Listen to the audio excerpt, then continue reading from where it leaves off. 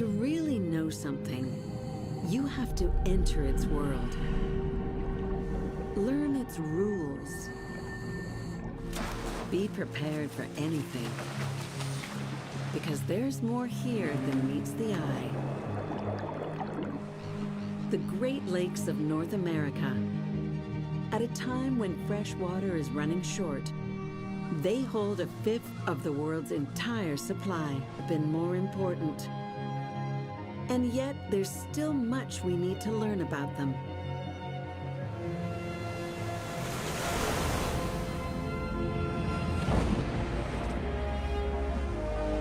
The Great Lakes can rage like a furious sea. But they also nourish a rich web of life above the surface and below.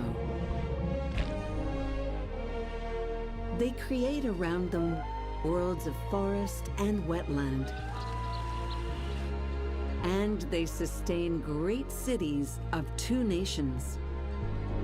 To understand the Great Lakes, you need more than a map. You must travel with the water on its 2,000-mile journey across a continent, all the way from source to sea.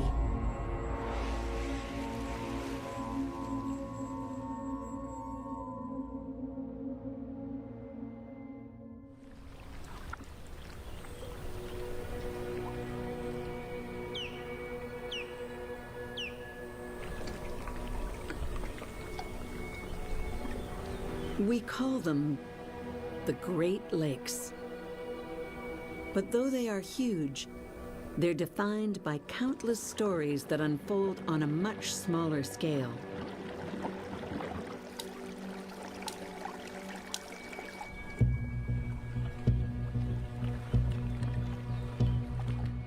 From afar, they seem permanent, unchanging, as if they've always been here, just as they are. But the water is always in motion. The lakes, always in flux. Each has its own character, its own moods, and each plays its part in a much larger system that drains 4/5 of North America's fresh water. At the western extreme sits Lake Superior, cold, deep, pristine. To the south, Lake Michigan, one of the busiest shipping lanes in the world. It feeds into Lake Huron through the treacherous Straits of Mackinac. Riddled with islands, Huron drains into a calmer, warmer Lake Erie. It then plummets down Niagara Falls, 170 feet into Lake Ontario.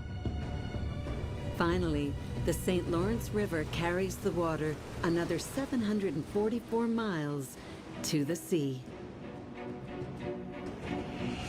It's a journey spanning half a continent and more than 3 centuries. A drop of water that splashed into Lake Superior in 1715 still wouldn't have reached the Atlantic today. But arrive it eventually will, thanks to a chain of events that begins here. The northwest region of the Great Lakes watershed.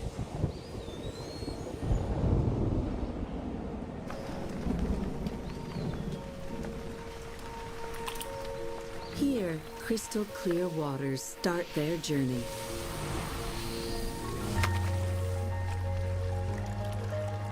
Gathering momentum as they flow. Merging with other brooks, streams, and rivers in a vast system that feeds Lake Superior, the wildest and most unspoiled of the Great Lakes. These are Superior's headwaters in Ontario, home to thriving populations of wildlife. Among them, two animals whose ancient relationship shapes the wetlands surrounding much of Lake Superior.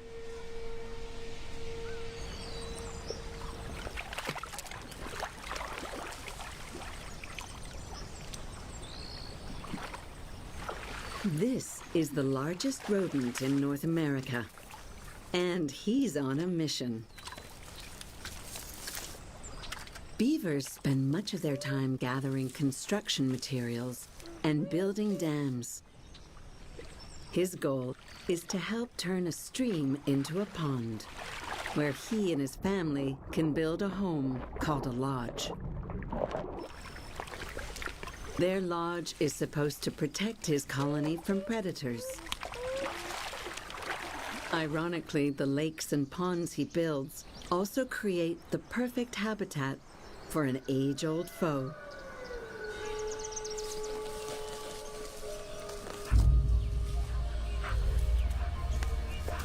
By the early 20th century, gray wolves had been brought to near extinction in the U.S. But the wetland habitat surrounding the Great Lakes gave them refuge.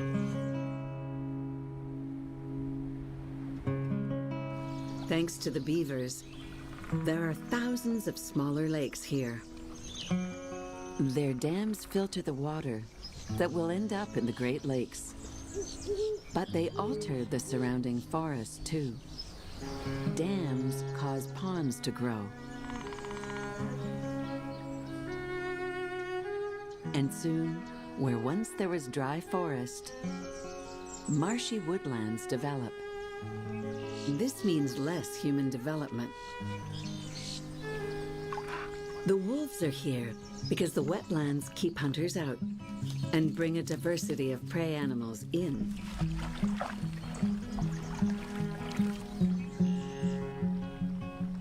Unfortunately for the beaver, wolves are at the top of the food chain here. And beaver is one of their favorite foods. By thinning the ranks of the dam builders, wolves open up the rivers the beavers had blocked and increase the flow of water into Lake Superior.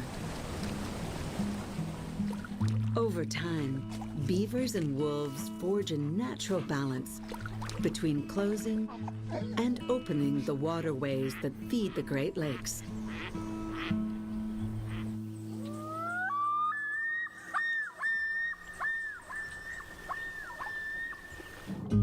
Below the surface, there's a lot of life in these clean, cold headwaters. A school of emerald shiners feeding in the shallows near the shore. With plenty of plankton here to eat, it's a paradise for fish like these. But the shiners can sense there might be trouble in paradise and quickly close ranks, forming what's called a bait ball, their chief defensive strategy. Their nemesis? A common loon, a swift, efficient hunter. These agile swimmers flock to the Great Lakes headwaters every summer to breed. This pair has a family to feed.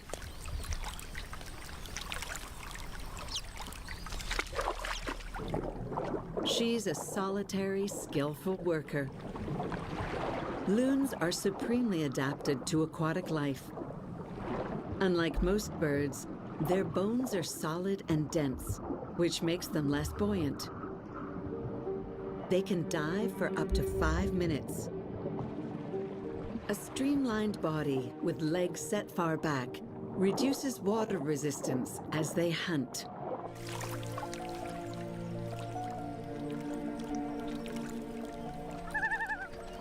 They need very clear water in order to hunt, which is exactly what they get here, in the pristine wetlands feeding Lake Superior. Loons are a canary in the coal mine. If the loons are breeding successfully, the whole aquatic ecosystem is healthy. And here in the Great Lakes headwaters, they're thriving.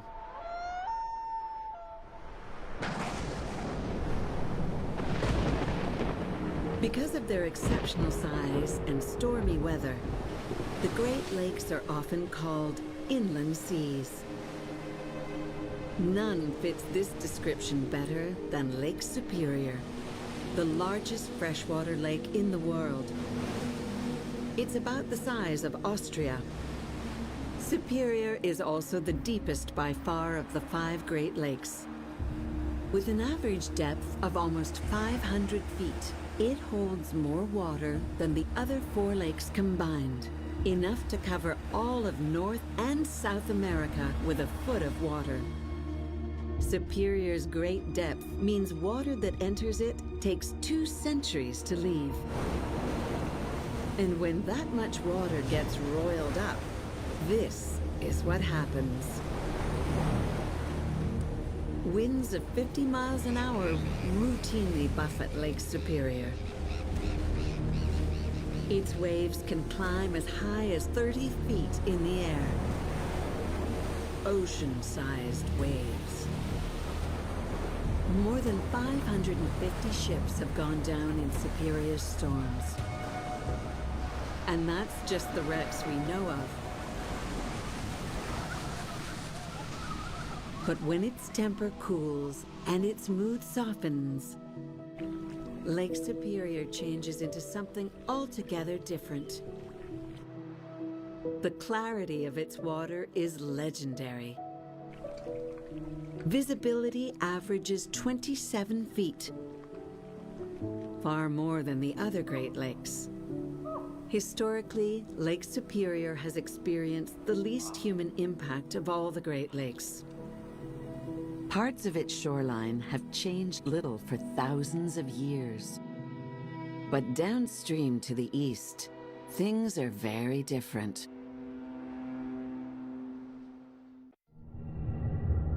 Plunging far south of Lake Superior, Lake Michigan enjoys a warmer climate. As a result, it's densely populated. More than 12 million people live here. Giant freighters serve major port cities like Chicago. But Michigan is a lake with more than one face.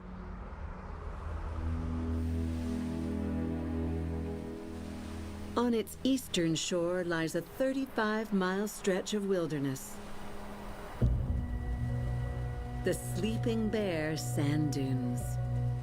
Most people associate sand dunes like these with oceans, not lakes. But like the Great Lakes themselves, these dunes have their origin in the glacier that came and went during the last ice age. Lake Michigan was once much deeper than it is today and held huge quantities of glacial meltwater. As the lake drained and its water level fell, winds whipped the exposed sandbars into giant dunes, 450 feet high on its eastern shore. They tower over long expanses of the beach and offer cover for one of the most endangered birds in North America, the piping plover.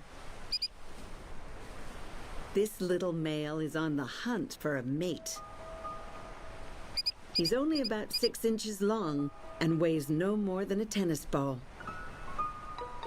But his ambitions are large. She seems unattached. To win her, he must, like all male plovers, plead his case.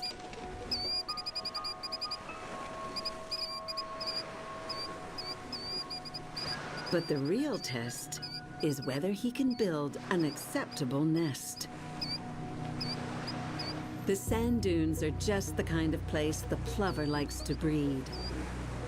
But it's not the sort of bird that builds nests in trees, assuming there were any trees here.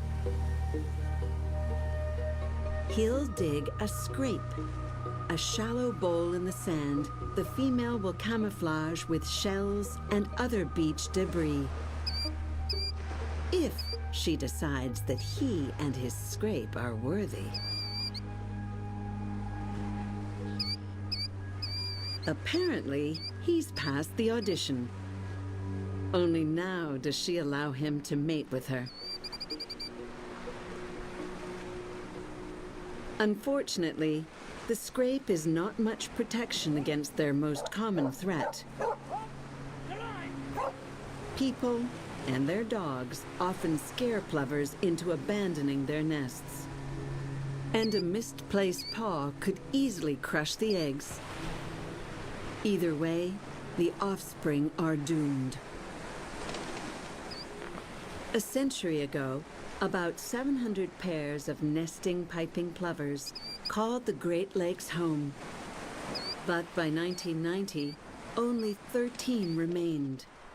Their numbers decimated by development and recreational use of the beaches. Today, there are up to 70 nesting pairs, thanks to conservation initiatives that include fencing off plover nests and rescuing abandoned eggs.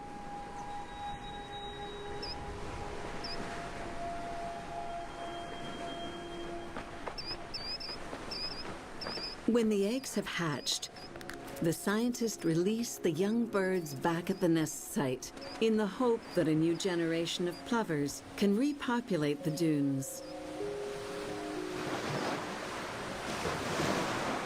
Protecting the native wildlife is an important part of preserving the Great Lakes watershed. But so is keeping new, invasive species out.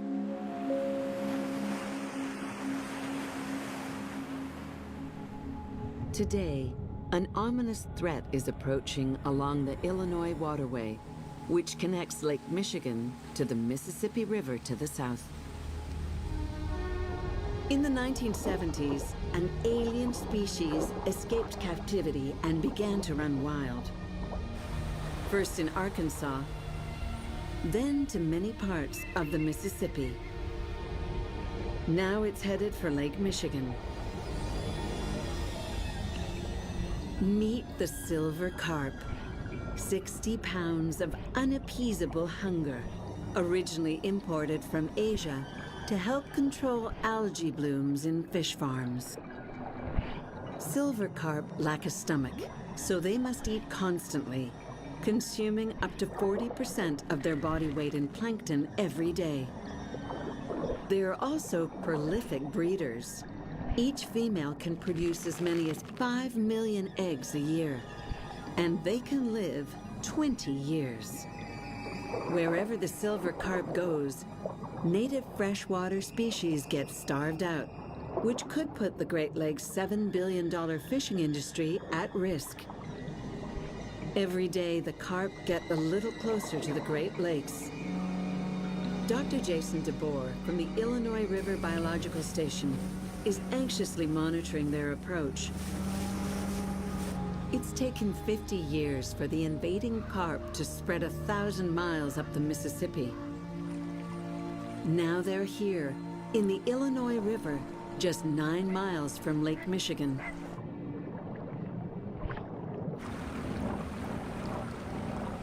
Fisheries ecologist Dr. Jason DeBoer is anxiously monitoring their approach. Ring goes down. A simple jolt of electricity Brace yourself. is all it takes to find them.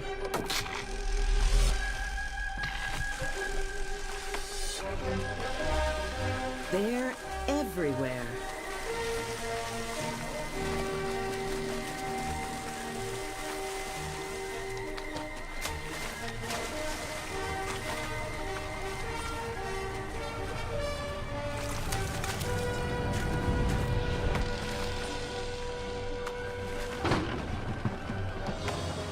Just the sound of an engine can launch these high-strung fish into the air. A 60-pound fish hitting someone on a boat has been known to cause serious injury. And there are a lot of boats in the Great Lakes. So far, electrified fences have kept the intruder at bay. But some experts think it's no longer a question of if, but when they find their way into the Great Lakes. 300 miles to the northern shore of Lake Huron is largely undeveloped. On the fringe of the forest, in a beaver pond, a pair of great horned owls have built their nest in the branches of a spruce tree.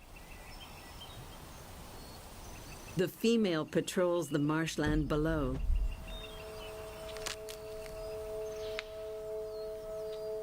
She's adapted to hunt aquatic prey. Her vision is 30 times more powerful than humans, able to detect the slightest movement from a great distance. She can hear the rustle of mouse feet far underground. But a mouse would only amount to a between-meal snack for these chicks. Something bigger would be better. A muskrat. Perfect.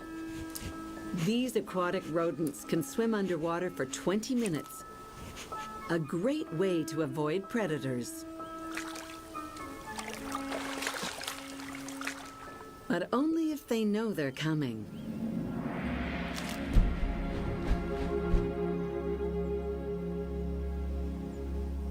She's evolved to fly in absolute silence.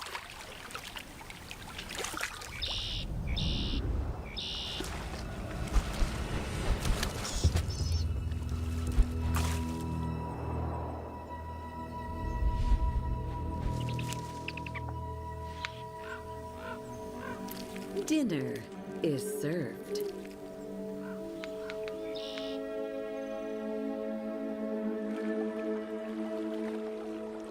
The flow of water that entered Lake Huron like a lion at the Straits of Mackinac leaves like a lamb, meandering along the St. Clair and Detroit rivers until it empties finally into Lake Erie. Erie is the most southerly of the Great Lakes. It's also the shallowest, which means the water here only takes 2 years to pass through, unlike Superior, where it takes 200 years. It's also the most densely populated. And not just with people. In the fall, huge numbers of migrating birds and insects start heading south to their winter homes in Central and South America. So do millions of monarch butterflies. They're heading for Mexico, where winters are warm. But somehow, they have to get across the immense Great Lakes. The shortest and safest crossing is right here. A peninsula jutting from Lake Erie's northern shore, Point Pelee. It's the perfect pit stop, warm and sheltered.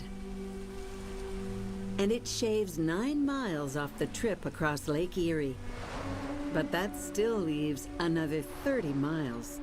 So the monarchs have to choose their moment, when the wind is just right.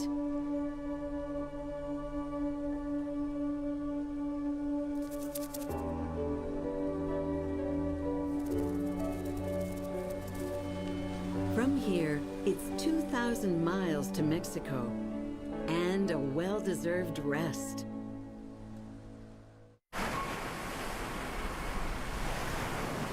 Butterflies aren't the only travelers that must make this Great Lakes crossing.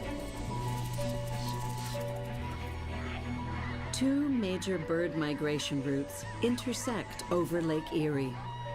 They use these corridors every fall to travel to their winter homes down south.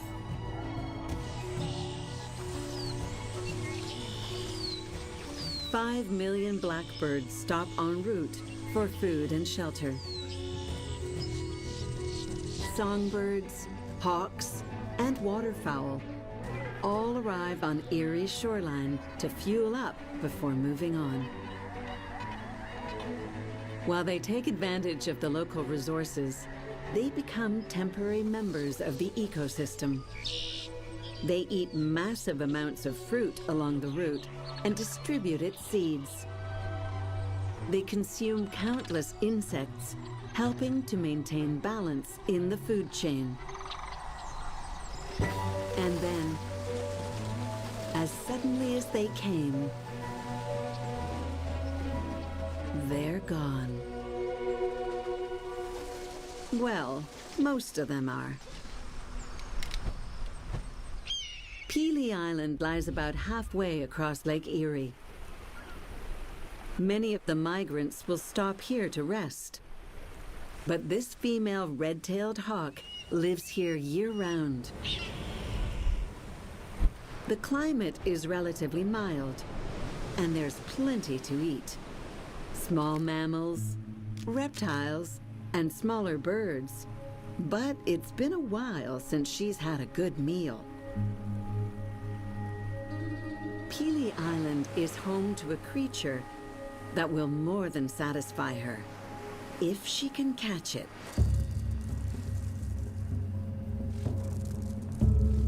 The blue racer snake has vanished from most of North America, its habitat lost to human encroachment. The last 200 blue racers in Canada have found refuge here on Pelee Island. It's a large snake, growing up to 5 feet long. And it lives up to its name. It can slither at speeds up to 4 miles an hour. No mean feat for an animal with no feet. Under cover of rotting logs, the blue racer is hard to spot. But sooner or later, it has to venture out in search of its own dinner. The hawk can pick out the movement from hundreds of feet away. Now it doesn't matter how fast the snake is. The hawk is faster.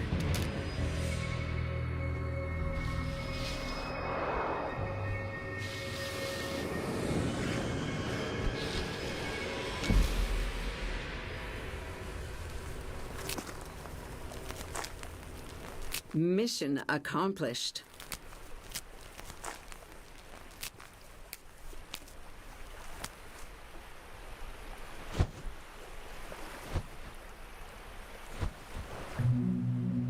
From Lake Superior in Michigan to Lake Huron and on into Lake Erie, water has flowed unrelentingly in its quest to the sea, extending its influence over thousands of square miles of watershed, shaping the landscape, feeding its inhabitants.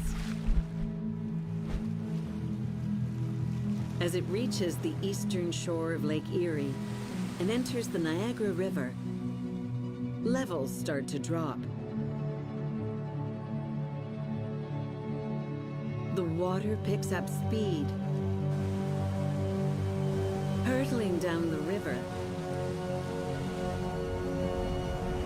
then plunges more than 180 feet over Niagara Falls,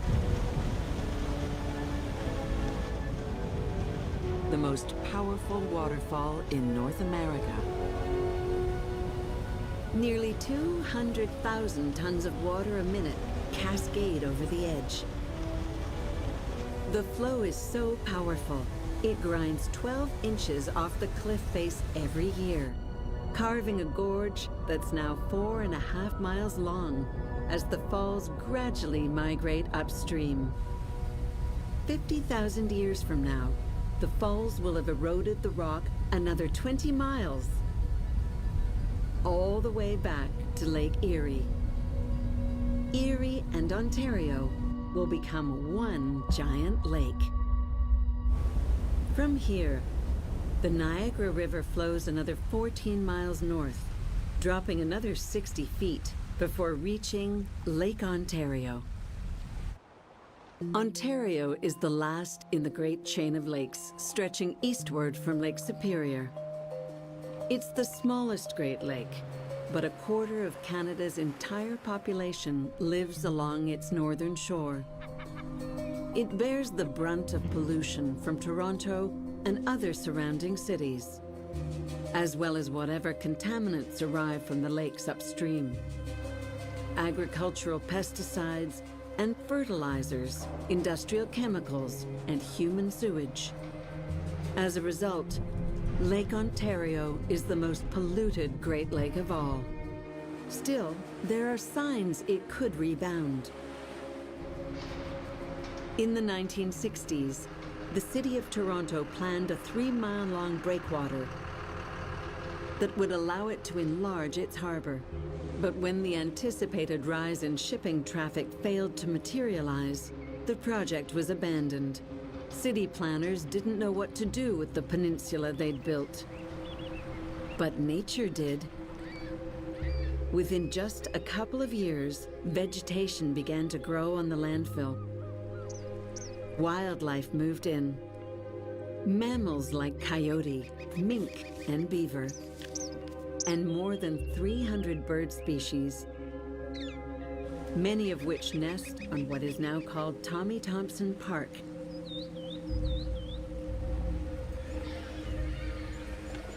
One resident is the double-crested cormorant. 50 years ago, it was almost extinct in the Great Lakes, a victim of pesticides like DDT. DDT concentrates and becomes more deadly to wildlife as it moves up the food chain, from plankton to fish and ultimately birds like gulls, herons, and cormorants. In 1985, Canada banned DDT.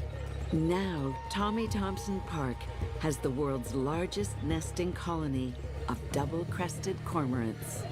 30,000 of them in a park on a landfill in the most polluted of the Great Lakes.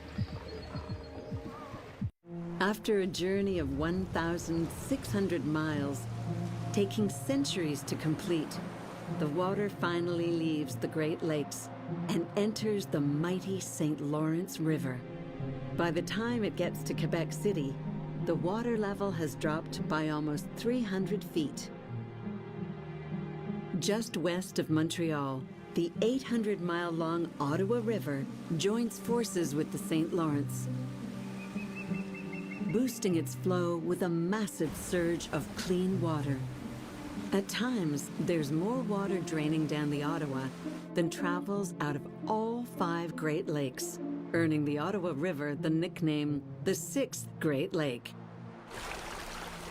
But much of this water is hidden, flowing beneath the surface as groundwater, and even through caves. Many are yet to be explored. Let's talk about diet plan. Yep. Dr. Andre Martel has been studying these caves since 2015. Computers are set. Tanks are full. 3171 and 3205. Cave diver Jill Heinerth is helping him gain a clearer picture of these subterranean ecosystems. We'll go from there. Had a great dive. Okay. Jill truly is the eyes of science as a cave diver. It's the only way that we can gain data about what life forms live inside the caves. Jill has already explored 6 miles of this hidden habitat, and there's no telling how much farther the caves extend. She's discovered an extraordinary world bursting with life. It's absolutely incredible. The biodiversity and density of life inside this cave is like nothing I've seen anywhere else. Millions of mussels carpet the cave floor. Freshwater mussels are your natural water filter in your river. Here there are millions of mussels, and each and every one of them filters liters of water each day, up to 2 liters an hour They are providing an amazing free ecosystem service to us. Filter feeding mussels remove algae, bacteria, and metals, earning the moniker the livers of the rivers. The water might look cloudy because the strong currents stir up the silt, but in fact, it's remarkably clean. Many fish, such as sturgeon and bass, thrive in the Ottawa River thanks to the filtering effects of these native mussels. Perhaps if native mussels were left to work their magic, the water quality could rebound elsewhere in the Great Lakes watershed. Hello there. How was the dive? Great. From Montreal, the St. Lawrence River flows another 550 miles to the Gulf of St. Lawrence. Together with the 5 Great Lakes and its surrounding catchment area, the watershed now contains 1/4 of our planet's fresh water. Finally, the St. Lawrence River starts to mix with salt water from the Atlantic as it pours into Earth's largest estuary. It's the end of a journey that began 2,000 miles away in the headwaters west of Lake Superior. The water has picked up man-made contaminants along the way, and these all flow via the St. Lawrence River into the Gulf. But the water has also leached minerals from the countless rocks, sand, and gravel through which it's passed, and gathered organic matter along the way. For thousands of years, this nutrient-rich water has flooded into the salty Gulf, creating one of the world's most productive and diverse marine habitats. 1 million seals and 14 species of whale are found here. Humpbacks, belugas, fin whales, feasting on plankton, krill, and vast schools of herring and capelin. But the survival of all the creatures in the Gulf depends upon the health of the water that nourishes them. The story of the Great Lakes began in a moment of cataclysmic climate change, and they continue to embody change today. The water itself changes on its long journey to the sea. It transforms the landscape as it goes, nourishing its flora and fauna, and is transformed by them in turn. The greatest lakes on Earth are a repository of the past, as well as our best hope for a future, where there is still clean water to drink and pristine natural worlds to discover.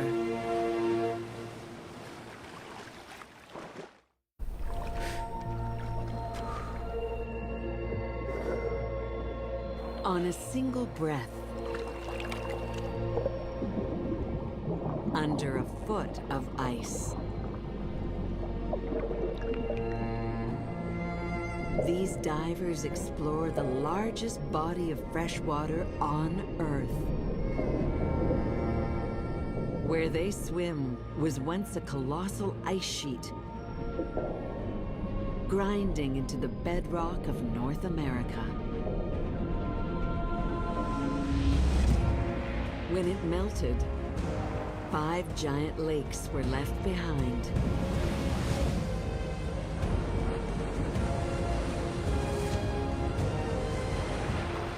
But each year,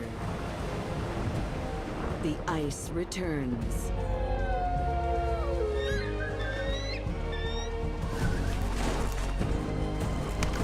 Challenging all life here with the wild elements of winter.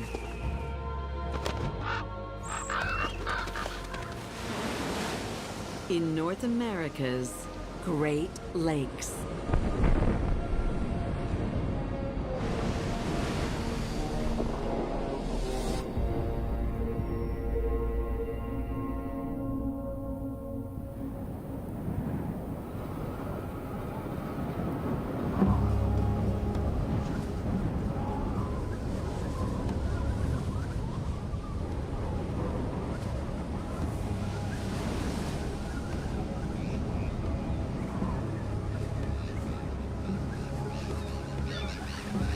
icy blast of air rips across the Great Lakes.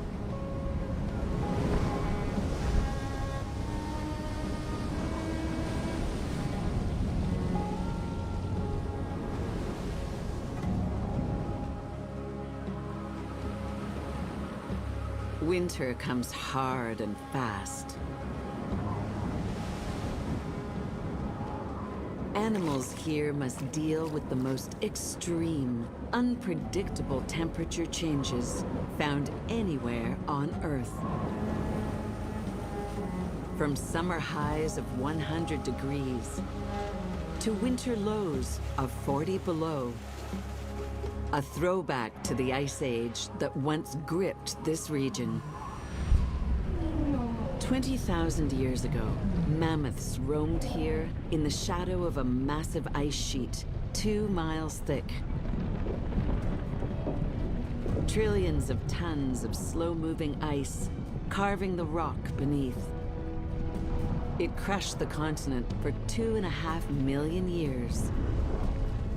Then, about 12,000 years ago, in a period of natural warming, the ice rapidly melted, leaving behind 5 massive lakes: Superior, Michigan, Huron, Erie, and Ontario, the Great Lakes of North America. It's early winter on Lake Huron. The ice is already 6 inches thick. The only way through is a drill. But Andrew and Lily Risebol aren't here to fish. They're extreme freedivers who love winter under the ice. Underneath the ice, it's almost haunting because the marine life, they go to deeper waters, you don't see them. It's just you and the ice and the water.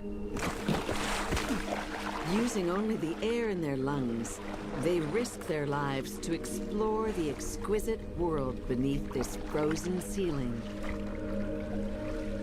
In water that's just 33 degrees Fahrenheit. You have to have so much respect for the elements. Your body is feeling these extreme cold effects. It goes right to your bones. And you have to overcome that to see the beauty under the ice.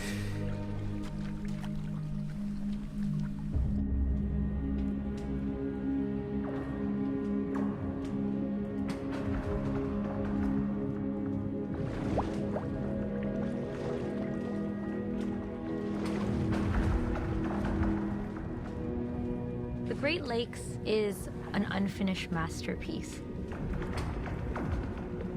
It's always changing, and it's always creating something mesmerizing and so unique.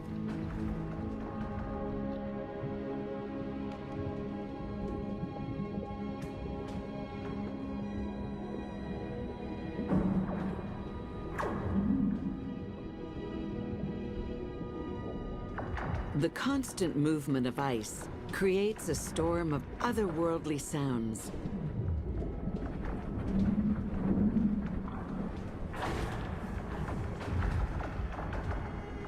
A reminder of the immense power of the ice that carved out this lake.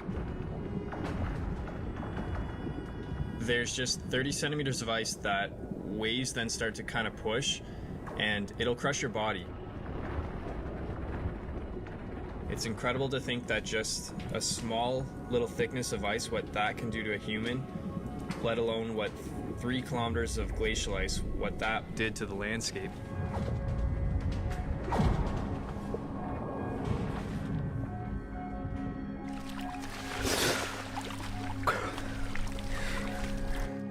When the first humans colonized North America, this area was under a gigantic sheet of ice.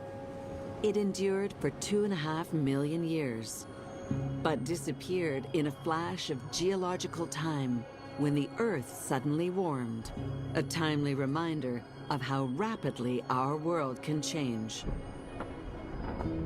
Today, the winter ice only reaches 2 feet thick, But it's a constant challenge for the aquatic animals that live here.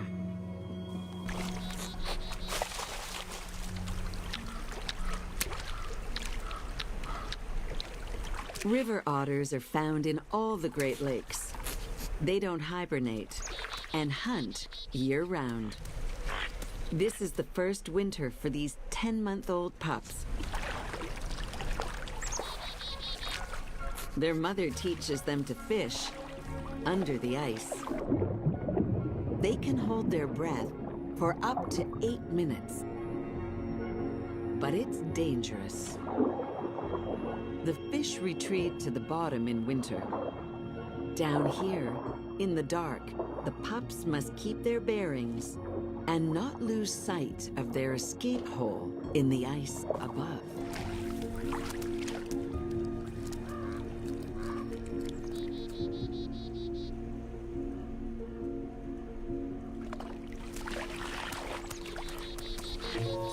After the hunt, it's playtime.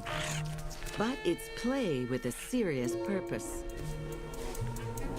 They roll in the snow to dry off and fluff up their fur.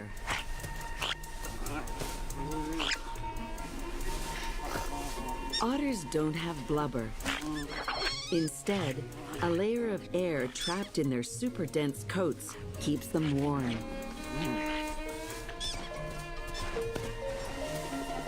If they don't do this immediately, they're in danger of freezing.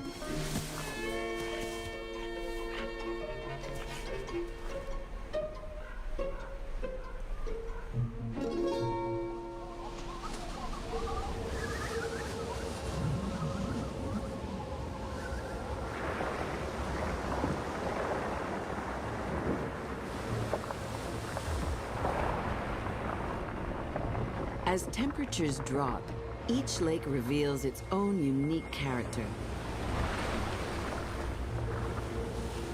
Lake Superior is the farthest north, but its great size and depth make it slow to ice over. As snow blankets the land, one animal stands above all others.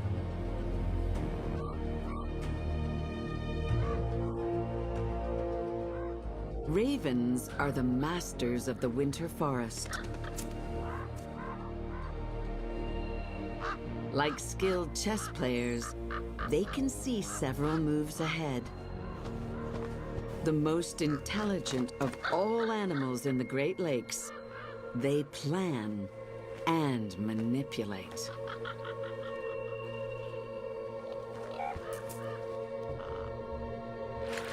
A white-tailed deer has been caught by the thickening ice.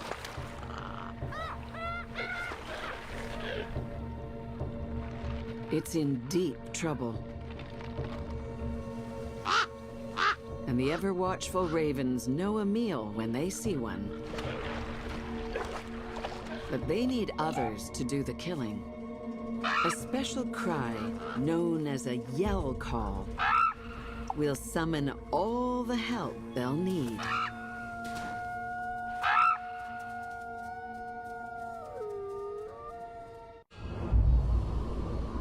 Overnight, the temperature drops to 40 below. By morning, the shoreline is frozen solid. Wolves have found and dismembered the deer. It's just as the birds intended. Ravens use wolves and other predators to tear open carcasses. And now, they want to eat. Using their superior brains and sheer numbers, the birds move in.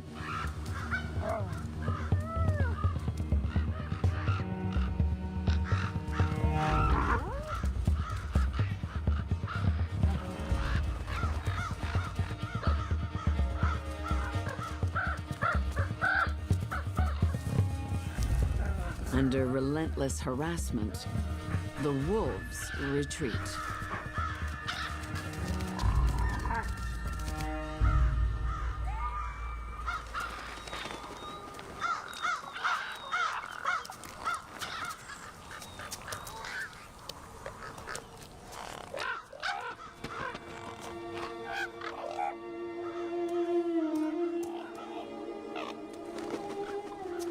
Each raven can eat its own body weight a day. And what they can't finish, they stash away for later. And soon, only bones remain. Ravens' remarkable brain power helps them not only survive, but thrive as overlords of the brutal Great Lakes winter.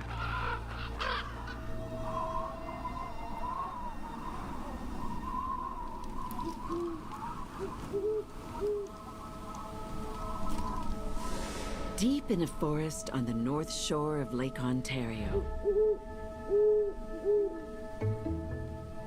a magical light show is underway.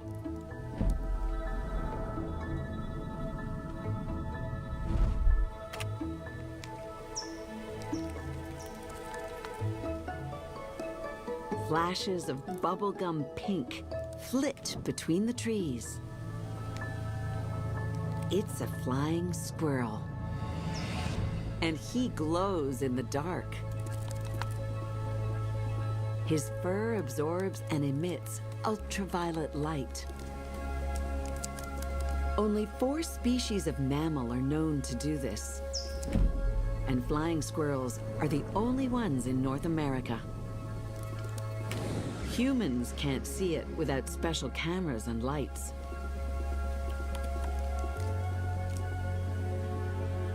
But many animals can see UV light, such as great horned owls, one of his main predators. Like the owl, this nocturnal squirrel is braving the frigid night to search for food.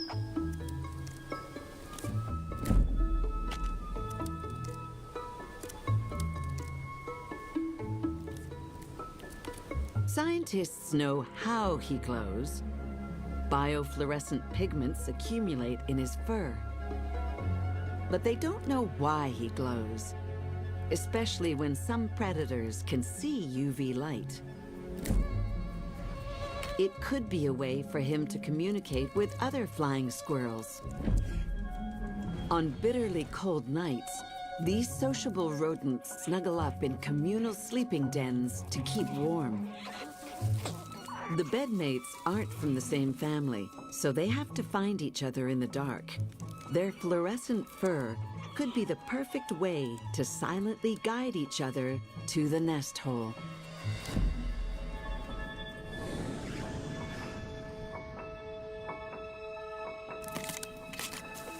He makes it to the nest,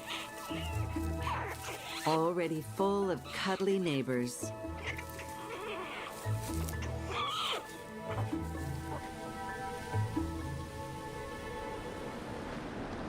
But as the squirrels snuggle in, bitter cold and hungry predators aren't their only concerns. At this time of year, mighty winds batter the Great Lakes, whipping up ferocious waves. They're fueled by the jet stream, a belt of hurricane-force wind high in the atmosphere that circles the North Pole. In summer, this bone-chilling blast of air stays far to the north, but every winter, the jet stream drifts south. It's so powerful, it can knock an hour off a flight from LA to New York. The Great Lakes lie directly in its path, resulting in treacherous winter storms. Here on Lake Michigan, 16-foot waves are common. On Lake Superior, the record is almost 30 feet.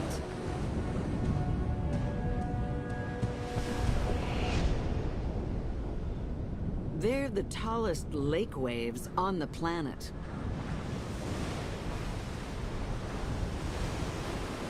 For some cold-adapted humans, it's the perfect storm.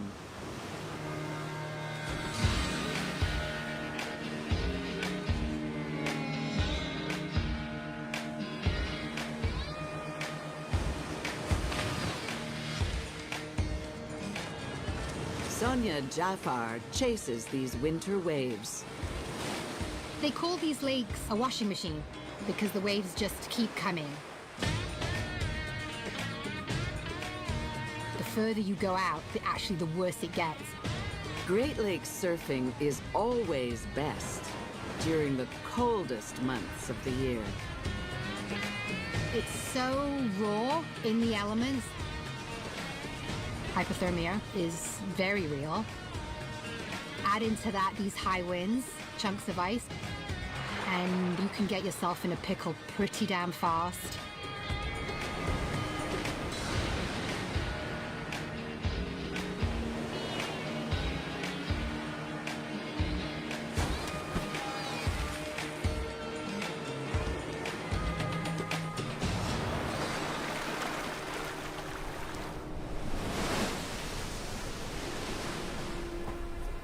Surfing season ends when the shoreline ices up.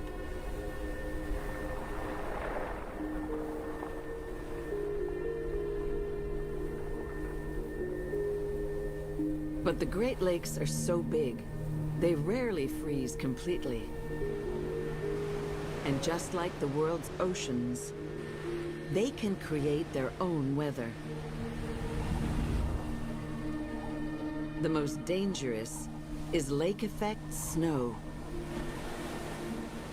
Even by late January, each lake remains a few degrees warmer than the surrounding land. The result?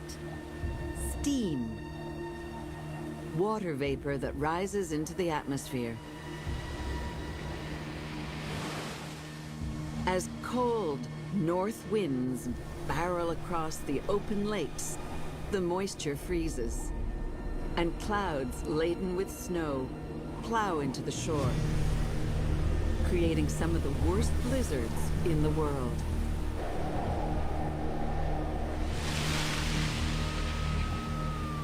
South of Lake Ontario, cities like Buffalo, Rochester, and Syracuse take the brunt.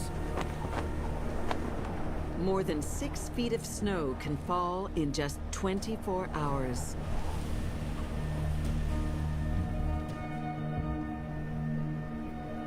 Ironically, as the world warms, these lake effect blizzards will become more extreme. And that could be good news for an animal that's a master hunter in the deep snow.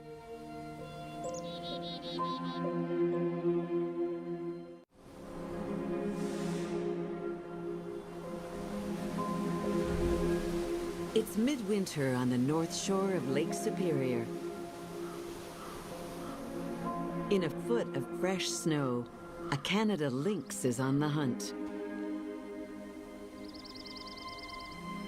With each step, its huge paws splay out like snowshoes, preventing him from sinking into the drifts.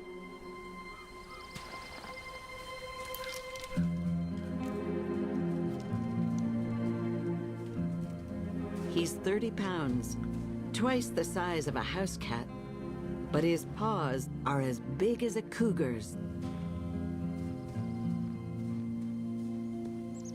He's locked in on his target, a snowshoe hare, a favorite meal on his winter menu.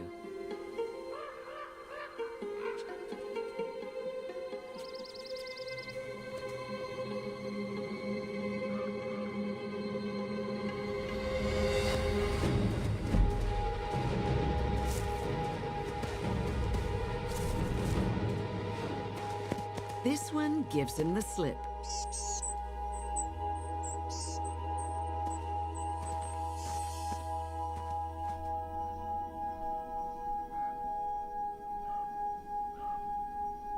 But the deep snow hides other prizes. Almost invisible, a ruffed grouse appears safe and snug in her winter quarters. Instead of roosting in a tree, she's burrowed deep into the snow. This behavior has rarely been observed and never filmed before. The snow traps her body heat like an igloo.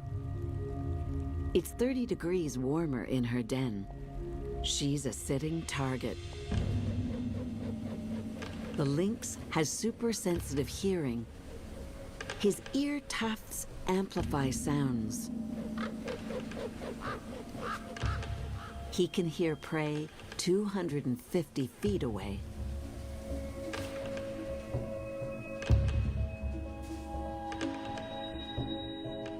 He stalks absolutely silently.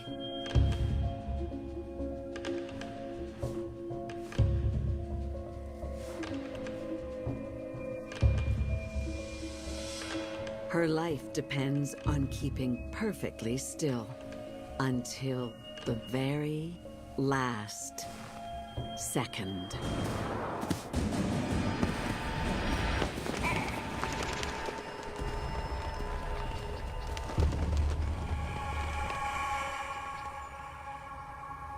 Shedding feathers that make her too slippery to grab, the grouse escapes. For now, she'll weather the cold up high and wait for more snow.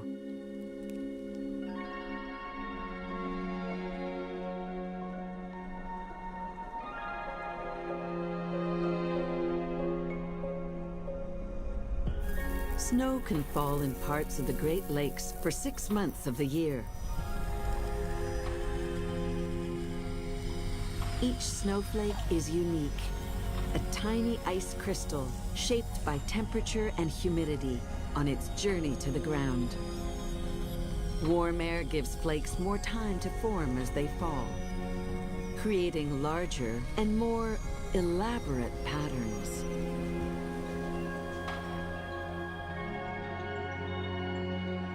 An extreme weather event bears down on the Great Lakes. One that will test the limits of all wildlife here.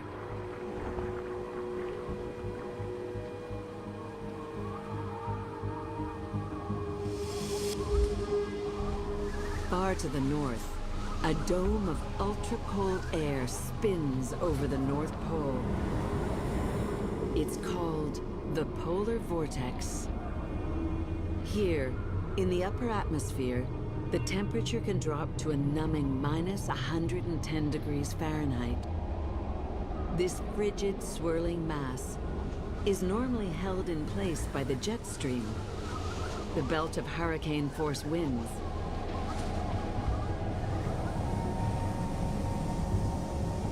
But the world is heating up, weakening the jet stream, allowing deadly plumes of Arctic air to spew south, savaging the Great Lakes.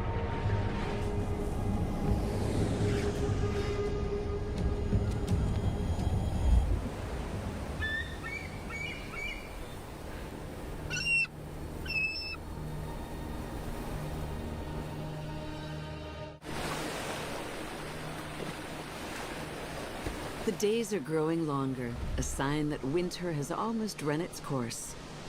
But a sudden shift in the polar vortex has plunged parts of the Great Lakes back into a deep freeze.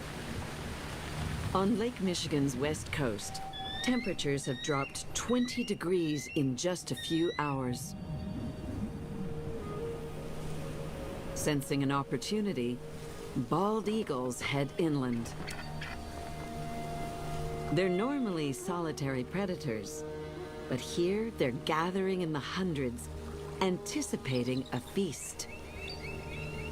It's one of the largest gatherings of eagles in North America. This river is packed with gizzard shad, a fish that lives in the relatively warmer rivers south of the Great Lakes. The sudden cold from the polar vortex paralyzes these fish.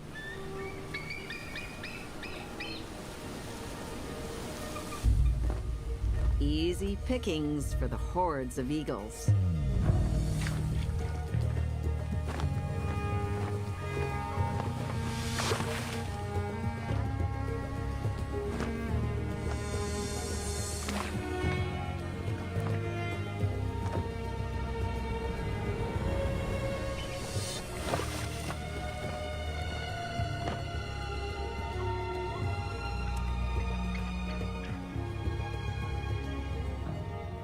Bald eagles are opportunists, and the sudden arrival of a polar vortex has delivered a bounty.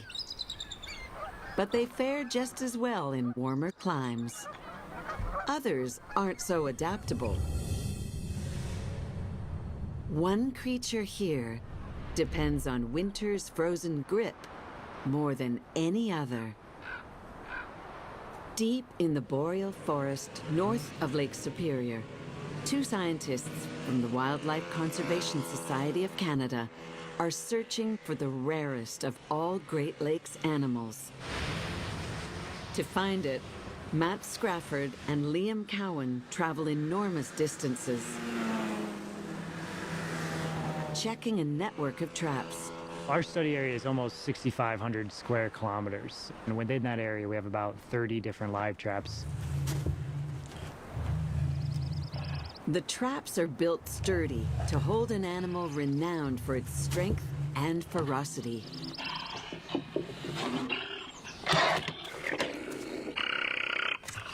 A wolverine.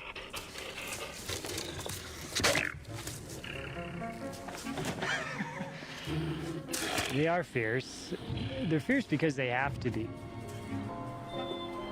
They're out in this landscape with wolves and other large carnivores that are trying to compete for the same food sources that they're trying to get. Today, wolverines are on the edge of extinction, and this male could be one of the last of its kind in eastern North America. No one knows for sure how many are left. Matt and Liam want to find out and protect the remaining population. And that begins with a checkup. When we do anesthetize a wolverine, we also take a number of samples. So we're measuring the body condition of the wolverine, the reproductive status, its weight, its sex, looking at a lot of different physiological type of samples from the animal to try to understand its health and how the wolverine's doing out here. Wolverines are giant weasels, weighing up to 50 pounds. For their size, they're powerful, relentless hunters. But despite their ferocity, fur trapping and habitat loss due to logging have almost wiped them out in the Great Lakes Basin.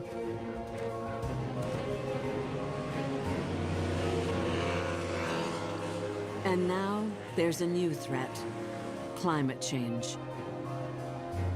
They really rely on cold, snowy places, especially females, because they build these dens, and a lot of the structure and cover at these dens is provided by snow. And so when you have a snowmelt that occurs very early, then you make it harder for these females to have kits. Despite the occasional visit of a polar vortex, winters in the Great Lakes are growing warmer.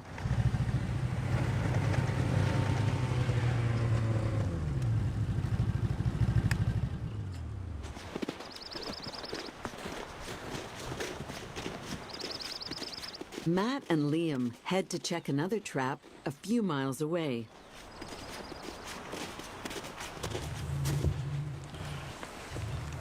They're met by the telltale sounds of another angry wolverine. Looks like it's a new female. A female is a huge stroke of luck.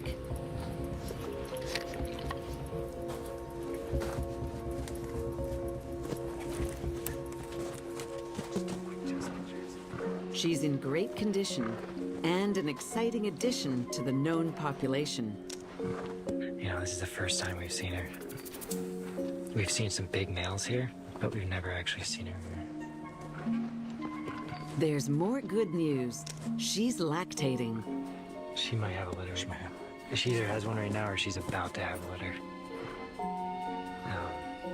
We've had such a hard time finding reproductive females like this on the landscape, so finding one of these is a pretty big deal.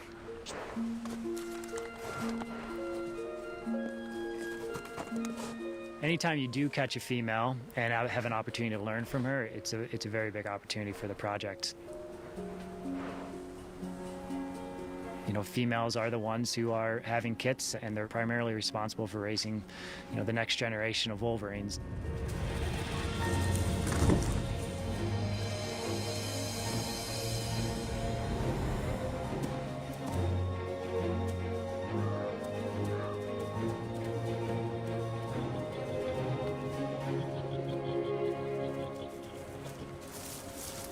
But the future remains uncertain for wolverines and other animals that depend on the Great Lakes' extreme winters.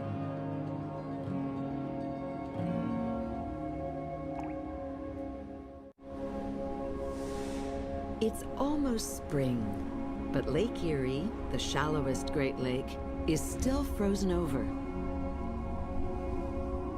The ice, always one step behind the weather, is at peak thickness. Beneath this frozen ceiling, a strange throbbing permeates the gloom. 30 feet down, in cold murk at the bottom of the lake, a fish is singing his heart out.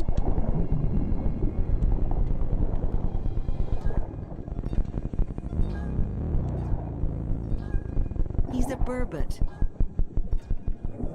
the only freshwater cod in the world. And this 4-foot Casanova's got love on his mind.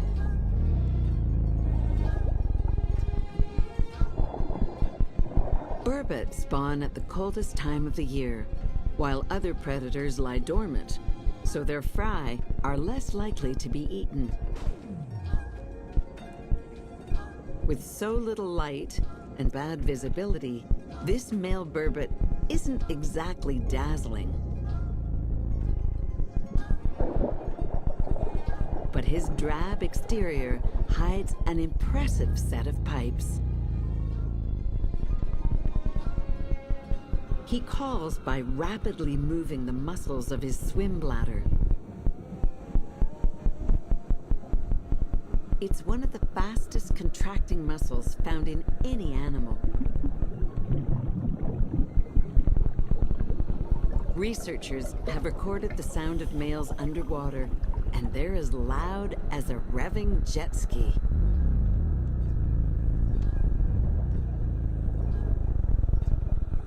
It's not music to our ears, but it definitely works for the burbot ladies. Lots of them.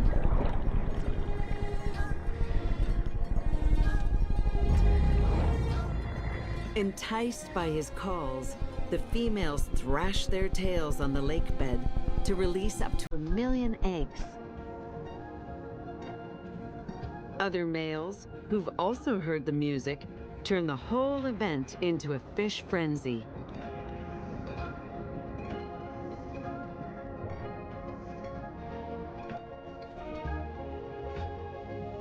But the burbot's love song may not ring out forever. The Great Lakes are warming, and that means a shorter window to spawn without the attention of predators.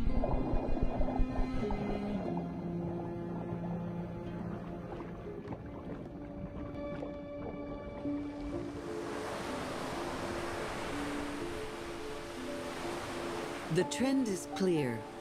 Ice cover has dropped by about 25% over the last 50 years.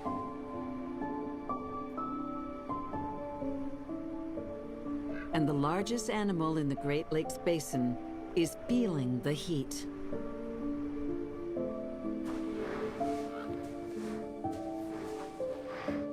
A female moose wades through the snow, held aloft by ungainly long legs. She stands taller than most horses, an advantage in any season, as she and her calf browse for twigs and bark, beyond the reach of other animals. Moose hair is thick and hollow, ideal for insulation. It's the key to her survival in winter.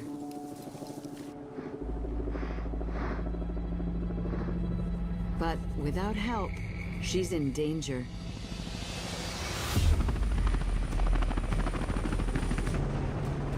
These scientists are tracking a sharp drop in the moose population and are scrambling for solutions.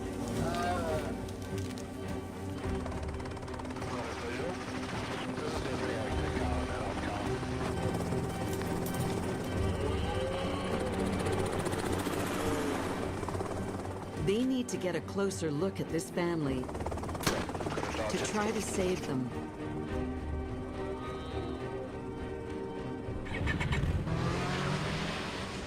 Poe Deschamps cares about moose more than most.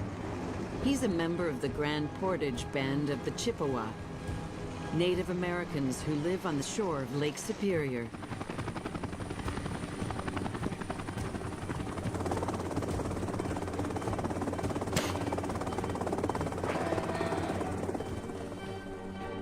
Moose are part of their culture.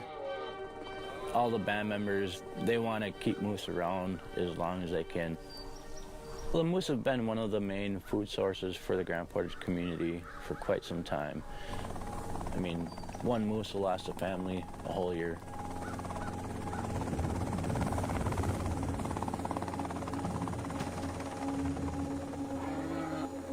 So they must have just darted? This feisty mother and her calf appear healthy.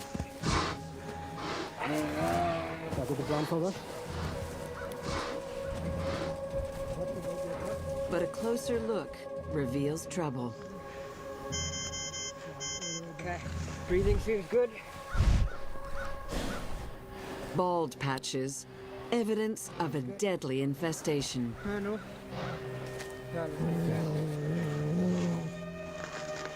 I got some right here. Yeah. The culprits? Winter ticks, bloodthirsty parasites that burrow into the skin to feed.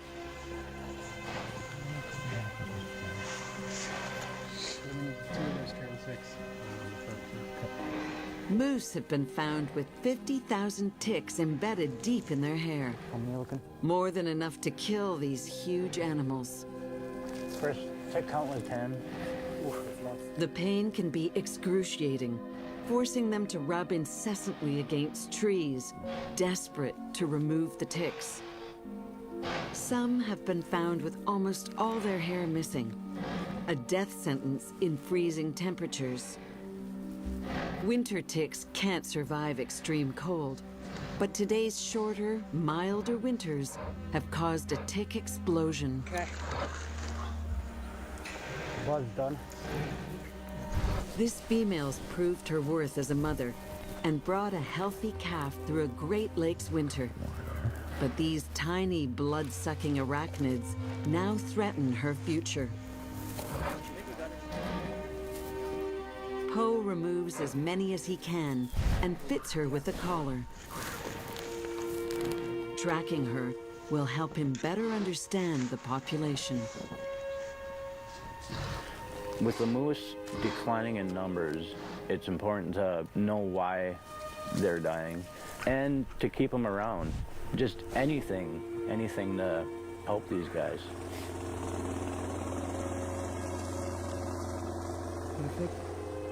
Poe's work is much more than a scientific exercise. It's about maintaining the Chippewa way of life.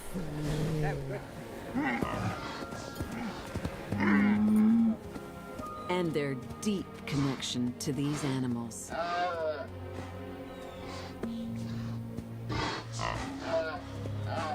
The Chippewa and the moose have lived side by side for 1,000 years.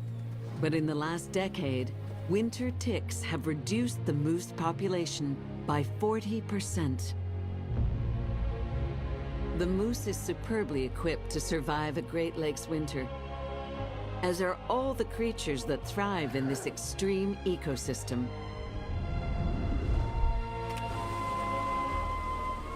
But as winter turns to spring earlier each year, all who live here will continue to feel the heat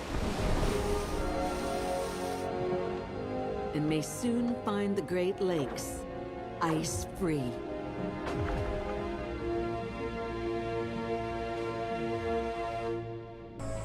The dace can leap almost 1 foot into the air. That's... Thanks to its mother's aquatic abilities, this calf will get all the nutrients it needs to grow. Moose have wandered the Great Lakes watershed for thousands of years. They're native to the region.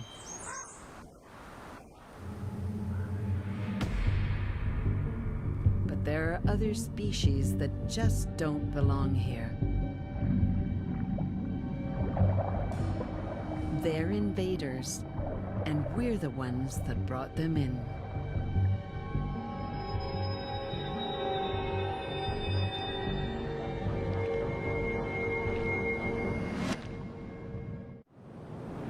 For thousands of years, nature provided a natural barrier that prevented invaders from entering the Great Lakes above Lake Ontario. Now, that barrier's been breached.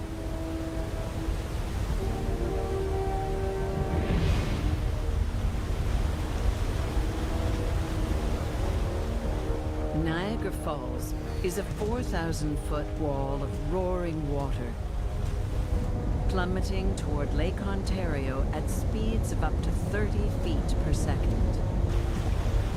For centuries, these falls were an insurmountable hurdle that guarded the rest of the Great Lakes.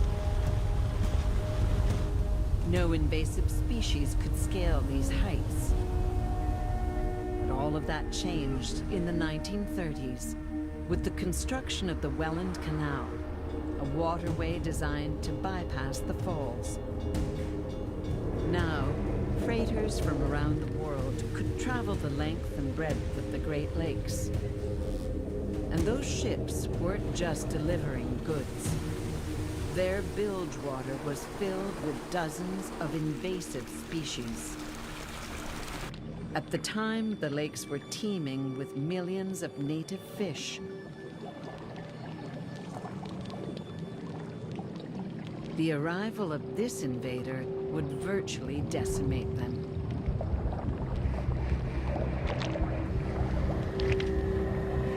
The sea lamprey, a primeval, jawless fish. It's an incredibly aggressive parasite that attacks other fish.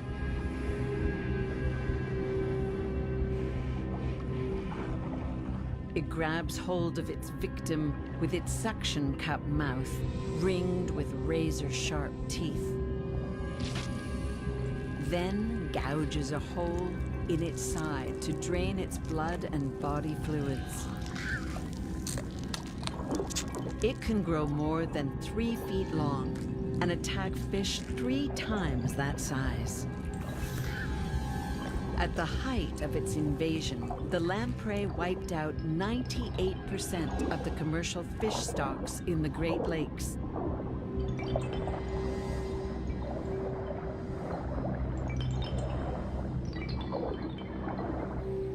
Ever since, scientists have been engaged in a constant battle to reduce their numbers.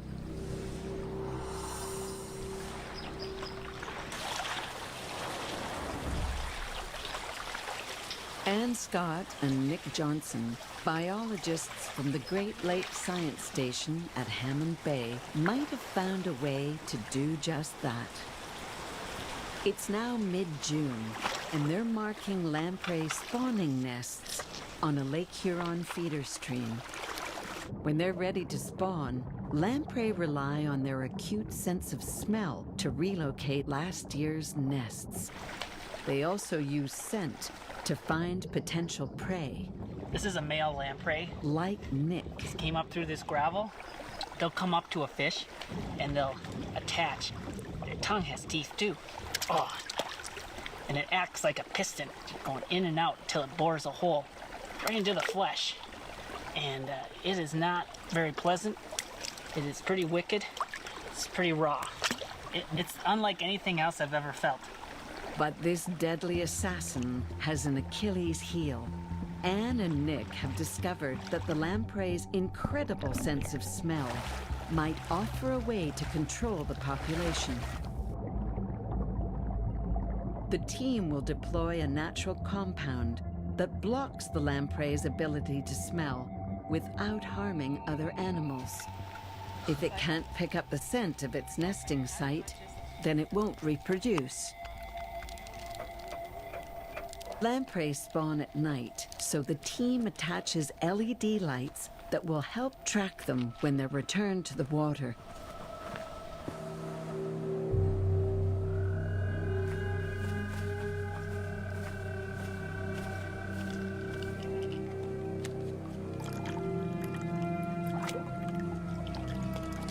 The next step is to add the compound into the stream that blocks the lamprey's ability to smell. Line is not kinked off anywhere, so we're pumping into the river. Okay. We're gonna open up the release cage door and allow the fish to leave the cage.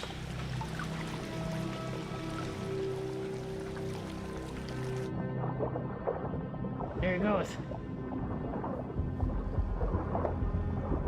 Mine's on the move. Oh man, it just took off. If the lamprey find the nests, the experiment will fail. This lamprey blew right past all the nests we marked. So it really had no interest in setting up a nest or mating with any of the lamprey there. The experiment is a success. None of the released lamprey can find their breeding spots, which is very good news for the local fish. Lamprey populations can explode if left unchecked, and the team might have found a way to prevent that from happening.